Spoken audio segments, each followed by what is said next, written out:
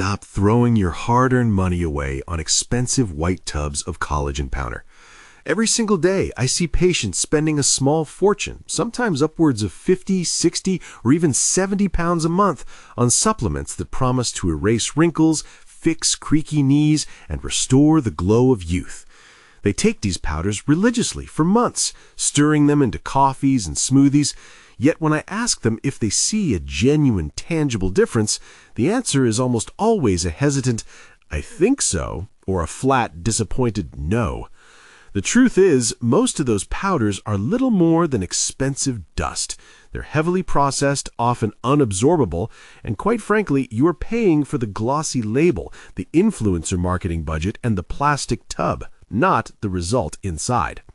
The most powerful medical-grade support for your thinning skin, your aching joints, and your leaking gut is not found in a plastic pill bottle on a pharmacy shelf. It is likely sitting in your butcher's waste bin right now, waiting to be collected for pennies. I am going to show you how to make liquid gold right in your own kitchen. This is not just soup, it is an extraction of the very building blocks your body is crying out for. However, I must warn you right now, simply throwing a bone in a pot of water is not enough. In fact, 90% of people who try to make this at home make 3 critical mistakes that ruin the final product. They treat it like a culinary stock, not a medicine. If you get the temperature wrong, or if you skip the specific acidic catalyst preparation step I will detail, you lock the nutrients inside the bone and destroy the collagen before it ever reaches your cup. You end up with tasty water, but zero health benefits. I will show you exactly how to fix that, along with the precise golden protocol to turn kitchen waste into the most potent anti-aging elixir you can consume. To understand why this works and why your current diet is likely failing your joints, you need to think of the collagen in your body as the mortar between bricks. When you're 20, that mortar is fresh, strong, and flexible. It holds your skin tight against your muscles, preventing sagging. It keeps your gut lining sealed so toxins don't leak into your bloodstream. It acts as a cushion between your bones so you can run and jump without pain. But as we age, specifically as we pass the age of 35 and accelerate past 50, that mortar begins to crumble and dry out. This is a natural biological process, but it is the primary reason why your skin begins to droop, why you develop leaky gut and food sensitivities you never had before, and why you wake up feeling stiff and creaky in the morning. That stiffness you feel when you first put your feet on the floor, that is your body telling you the mortar is running low. You cannot simply eat a steak or a salad and expect it to rebuild that mortar. Muscle meat, the steaks, chops, and breasts we usually eat, is high in methionine, but low in the specific amino acids needed for repair. You need to feed your body the specific raw materials, the amino acids like glycine, proline, and glutamine, so it can repair itself. To see if you need this, you can perform a simple test right now, sitting where you are. Place your hand flat on the table. With your other hand, pinch the skin on the back of your hand and pull it up for a moment, then release it. If it snaps back instantly, your collagen levels are decent. If it takes a second or two to settle back down, or if it leaves a tented shape for a moment, your mortar is crumbling. You are dehydrated structurally, not just specifically water deficient. You need to top it up, and a sandwich at lunch is not going to do the job. The first step to making true liquid gold is sourcing the right ingredients, and this is where most people fail before they even start. They go to the supermarket and buy a clean white marrow bone that looks neat and tidy. While that bone contains calcium and is excellent for flavor, it will not give you the thick, gelatinous collagen you need for your joints. A marrow bone is structurally dense and hard. It doesn't have the connective tissue required to create the gel. To get the jelly that repairs your body, you need the ugly parts of the animal. You need the parts that are high in connective tissue, gristle, and skin. Next time you're at the butcher, you need to ask for beef knuckles, oxtail, or chicken feet. I know, chicken feet look strange, and for many the idea is unappealing. It looks like something from a witch's cauldron or a horror movie. But you must look past the appearance. These cuts are almost entirely connective tissue. When you cook them down properly, that tissue dissolves into pure gelatin. That gelatin is what coats your gut lining and soothes your joints. Beef knuckles are arguably the best source for this. They are full of cartilage that melts down over time. The best part is that because these cuts are considered waste or dog food by modern standards, they're incredibly cheap. You can often get a huge bag of beef knuckles for a few pounds. You're essentially buying high-grade medicine for the price of dirt. Let's pause on the sourcing for a moment, because the distinction between stock and broth is where the confusion lies. Stock is what chefs make. They cook bones for 3 or 4 hours to get a flavor base for a sauce. It is delicious, but it is thin. Bone broth is what grandmothers and healers make. It is cooked for so long that the bone literally begins to dissolve. We are not cooking for flavor primarily. We are cooking for extraction. We are mining the animal for its minerals. If you buy those little stock cubes or the cartons of broth at the supermarket, you are wasting your time. Look at the ingredients. It is usually water, salt, yeast extract, and perhaps 1% bone powder. It has zero therapeutic value. It is salty water. You cannot outsource this process to a factory because a factory will never cook a bone for 48 hours. It is not profitable for them. You have to do this yourself. Now, we need to talk about the key. This is the secret that turns a watery soup into a potent healer. You see, bones are incredibly hard. They are like a locked safe protecting the minerals inside. They are designed to hold up a 1,000-pound animal, so they do not give up their nutrients easily. Water alone, even boiling water, cannot break that safe open efficiently. If you just throw bones in a pot, you are leaving the best part trapped inside. You need an acidic key to open the lock. That key is apple cider vinegar. It softens the bone matrix and pulls the calcium, magnesium, and potassium out into the water, where your body can actually use it. But here's the trick that almost everyone misses. Do not just turn the heat on. Put your bones in cold water, add 2 tablespoons of raw apple cider vinegar, and let them sit for 30 minutes to an hour. Think of this as marinating the bones. It prepares them to release their treasure before the cooking even starts. The acid needs that time to penetrate the outer layer of the bone. If you heat the water immediately, the proteins on the surface tighten up, shocked by the heat, and seal the minerals inside.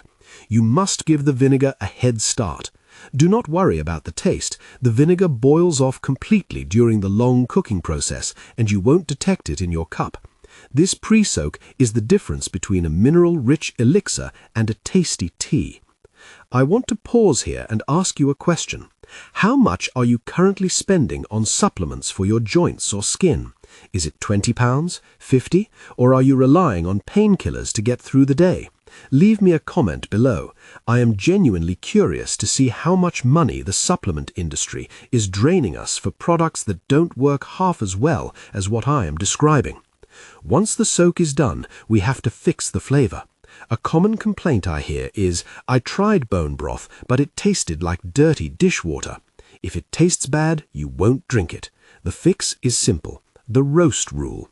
Never boil raw beef bones directly. It produces a grey, flat liquid that is hard to swallow. It looks unappealing and the flavor is metallic. Instead, put your bones on a tray and roast them in the oven until they are browned and caramelized, about 40 minutes at 200 degrees Celsius. You want them to look like a Sunday roast. This browning does 2 things. It seals in the nutrients, and it gives the broth a deep, rich, savory taste. It turns a medicine into a comforting drink you will actually look forward to. The difference in color is stark. Raw bones give you a pale, cloudy fluid. Roasted bones give you a rich, dark amber liquid that looks appetizing. Note that this rule applies mainly to beef, lamb, and pork bones. Chicken feet and frames are more delicate. You can roast them for a shorter time, but they work perfectly well raw if you are careful not to burn them. Now we move to the vessel and the water. This is a practical detail that matters. You can use a large stock pot on the stove, but for the best results, I strongly recommend a slow cooker. Why? Because safety and consistency are key. We are going to be cooking this for a very long time, and you do not want to leave a gas burner on overnight while you sleep. A slow cooker is designed for this marathon. It maintains a steady, low temperature that is perfect for extraction without destruction. Place your roasted bones into the slow cooker. Now add your water. This is where the ratio comes in. If you use too much water, your broth will be weak and won't gel. If you use too little, it will evaporate. The rule of thumb is simple. Cover the bones with water, but only by about the width of your hand. You want the bones submerged, but they shouldn't be swimming in an ocean. We want a concentrated extraction, not a diluted tea. If you have a massive slow cooker and only 2 bones, do not fill the cooker to the brim. Match the water to the bones. This brings us to the most significant factor in the entire process: time. Real extraction requires patience. You cannot rush biology. If you boil bones for 2 hours, you've made a stock. It's fine for a risotto or a gravy base, but it has zero therapeutic value for your arthritis. To extract the collagen and break it down into gelatin, you need a low and slow approach. We are talking about a minimum of 12 hours, but ideally 24 to 48 hours for beef bones. Chicken bones are softer and can be done in 24 hours. The visual goal is specific. At the end of the process, when you press a beef bone between your thumb and finger, it should crumble. It should feel chalky and brittle. That tells you that you have successfully transferred every ounce of structural integrity from the bone into the liquid. You have literally mined the bone of its minerals. If the bone is still hard, there is still goodness left inside, and you need to keep cooking. However, there is a crucial safety check regarding the heat. You must keep the lid on, and the heat must be as low as possible. It should barely bubble. We call this the blip. You want to see 1 or 2 bubbles break the surface every minute, no more. If you have a violent, rolling boil, the agitation does 2 bad things. First, it emulsifies the fat and the impurities into the liquid, making it cloudy and greasy. Second, and more importantly, high heat can denature the delicate proteins we're trying to preserve. You want a gentle extraction, almost like steeping a tea, not a violent boil. This is why the low setting on a slow cooker is your best friend. While the bones are the star, they need a supporting cast. You want onions, carrots, and celery. A quick tip: keep the skins on your onions. That golden skin gives the broth a beautiful amber color and contains quercetin, a compound that helps settle inflammation. Throw in a few bay leaves, some black peppercorns, and perhaps a sprig of thyme. But here is the mistake most people make. Do not throw the vegetables in at the start. If you boil a carrot for 24 hours, it turns to mush and ruins the flavor of your liquid. It imparts a bitter, muddy taste that can spoil the whole batch. Add them only in the last 2 hours. That is enough time to steal their vitamins and flavor without them falling apart. When you strain the broth, these vegetables have done their job. You can discard them knowing they left their goodness in your cup. We are not making a vegetable soup to eat. We are using the vegetables as flavor agents for the medicinal liquid. Let's talk about the scum.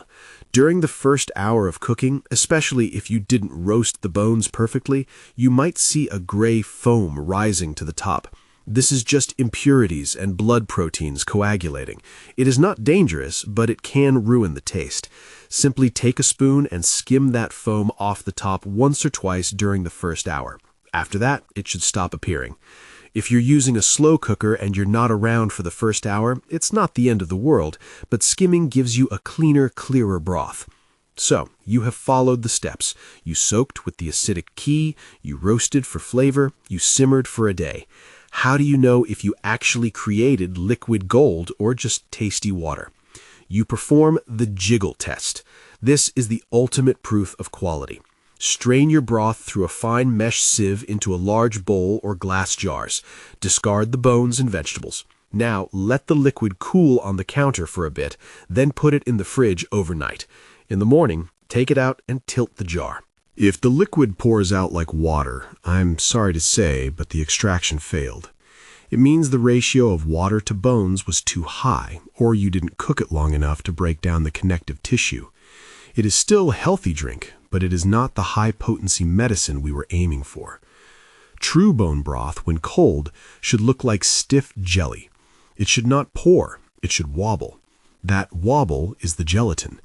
That is the physical manifestation of the collagen that is going to support your skin, seal your gut lining, and cushion your joints. If your broth jiggles, you have succeeded. You have created a substance that your body can use to patch up its own structure. If you find your broth didn't gel, do not throw it away. It is still nutritious, but next time reduce the amount of water or simply add 2 chicken feet to the pot. Chicken feet are the insurance policy of bone broth making. They guarantee a good gel every single time because of their incredibly high cartilage content. Even if you were making beef broth, throwing in 2 chicken feet will ensure you get that gelatinous texture without changing the beefy flavor. It is the secret weapon of every expert broth maker. I have another question for you before we continue. Have you ever tried making broth before and had it fail? Did it turn out watery or taste strange? Tell me what went wrong in the comments and I can help you troubleshoot. Now that you have your supply, you will notice a layer of white fat that is hardened on top of the jelly in the fridge. Do not throw this away until you are ready to use the broth. That fat cap acts as a natural seal, like a wax lid, keeping the broth fresh underneath for longer. It prevents air from getting to the jelly. When you are ready to drink a cup, simply crack the fat layer, scoop out the jelly underneath, and heat it up. If the fat is from grass-fed beef, it is actually very healthy. It is high in conjugated linoleic acid, but some people find the texture greasy in a drink. You can save that fat and use it to roast potatoes. It is delicious. How should you consume it? You do not need to drink gallons of it. Consistency is far more important than volume. 1 large mug a day is sufficient to see changes in your skin and joints over a few weeks. I recommend replacing your mid-morning coffee or afternoon tea with a mug of hot broth. It is savory, warming, and because it is packed with protein, it kills sugar cravings instantly. Many of my patients find that when they drink this at 11 a.m., they have no desire for biscuits or sweets before lunch. It stabilizes your blood sugar rather than spiking it. It is also incredibly soothing for the gut. If you suffer from bloating, indigestion, or IBS, a mug of this on an empty stomach is one of the kindest things you can do for your digestive system. The gelatin acts like a soothing balm on an inflamed gut lining. Think of it like applying aloe vera to sunburn, but on the inside of your intestines. It helps seal the microscopic gaps that allow toxins to leak through. Another massive benefit that people often overlook is sleep. Bone broth is rich in an amino acid called glycine. Glycine is an inhibitory neurotransmitter, which is a fancy way of saying it calms the brain down. It lowers your core body temperature slightly and helps you transition into deep sleep. If you have trouble winding down at night, try having a small cup of broth an hour before bed. It works better than warm milk and doesn't come with the lactose sugar that can upset some stomachs. Let's discuss the skin benefits in a bit more detail. We are obsessed with collagen creams in this country, but the collagen molecule is too large to be absorbed through the skin. Rubbing collagen on your face is largely useless. You have to build it from the inside out. The gelatin in this broth provides the proline and glycine your body uses to manufacture its own collagen. Over 3 to 4 months of daily consumption, many people report their skin feels thicker, more elastic, and holds moisture better. It is not a facelift, but it is the best nutritional support you can give your dermis. Regarding storage, you can keep it in the fridge for about 4 to 5 days. After that, the flavor can turn. For long-term storage, I have a fantastic tip: Broth Bombs. Pour the liquid into silicone ice cube trays and freeze them. Once frozen, pop the cubes out and store them in a freezer bag. Now you have portion-controlled doses of liquid gold. You can throw 2 of these cubes into your rice water when cooking rice. The rice absorbs the nutrients, and your kids won't even know they are eating bone broth. You can drop a cube into your pasta sauce, your gravies, or your stews. You can even melt a cube into your morning oats if you prefer a savory porridge. It is an invisible health boost for the whole family. If you have a sick relative who cannot eat solid food, this is the best way to get nourishment into them. A quick note for those with histamine intolerance. I must mention this because I want you to be safe.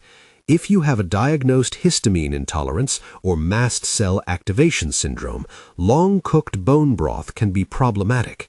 The longer you cook a bone, the higher the histamine levels rise. If you drink this and get a headache, flushing, or a racing heart, you might be sensitive to histamines. In that case, you should use a pressure cooker, like an Instant Pot. You can get a good extraction in 2 to 3 hours under pressure, which keeps histamine levels much lower. For everyone else, the slow cooker method is perfectly fine. Let's be realistic about the cost for a moment. A month's supply of high-quality collagen peptides can cost you 40 or 50 pounds.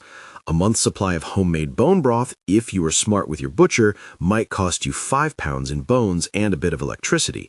The difference in value is astronomical. Plus, with the homemade version, you are getting a whole spectrum of minerals and fats that you simply do not get in a refined white powder. You are respecting the animal by using the whole thing, and you are respecting your wallet. Now, as I promised at the beginning, here is the summary of the golden protocol so you have it clear in your mind. 1. Source. Get ugly bones, knuckles, feet, oxtail. 2. The acidic key. Soak bones in cold water and vinegar for 30 minutes before heating. 3. The roast. Brown beef bones in the oven for flavor. 4. The vessel. Use a slow cooker for safety. 5. The ratio. Just water covering the bones. 6. The time. Low and slow for 24 plus hours until bones crumble. 7. The test. It must jiggle when cold. You have the power to support your body's structure right in your kitchen. You do not need expensive subscriptions, you do not need to believe the hype on Instagram, and you certainly do not need miracle pills. Your body is designed to repair itself. It is constantly trying to regenerate. You just need to give it the proper tools to do the job. By turning these humble, ugly ingredients into a daily ritual, you are taking control of your aging process in the most natural, effective way possible. Start this weekend. Go to the butcher, get the bones, and get that slow cooker running. Your skin, your knees, and your gut will thank you for it. Drink your liquid gold, look after your joints, and remember that the best medicine is often the simplest. Disclaimer: this information is for educational purposes only and does not constitute medical advice. Always consult with your doctor or healthcare provider before making significant changes to your diet, especially if you have underlying health conditions or on medication.